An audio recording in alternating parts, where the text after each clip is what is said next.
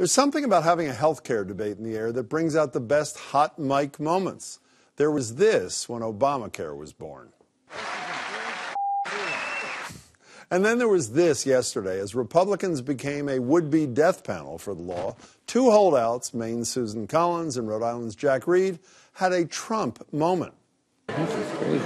I mean, I don't say that lightly and as a kind of, a goofy guy.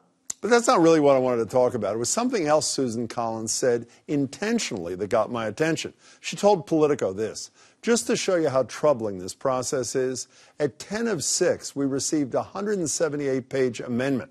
That is major policy, and we're going to have potentially an hour and a half to read through that many pages, she said. I don't know about you. I read pretty fast, but when you're amending a law that affects every person in America, 90 minutes doesn't cut it. Now, you may say, hey, that's the way sausage is made in places like Capitol Hill. Maybe even you'd say that's how Obamacare came to be.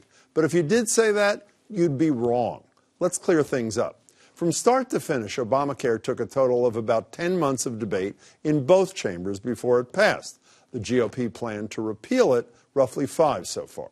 There were 47 public hearings on the Affordable Care Act, and not one so far on the GOP plan.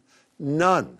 And Democrats held 2 bipartisan health care summits, one televised, by the way, to explain the bill. No Republican summits yet, just one Rose Garden ceremony after the bill passed the House.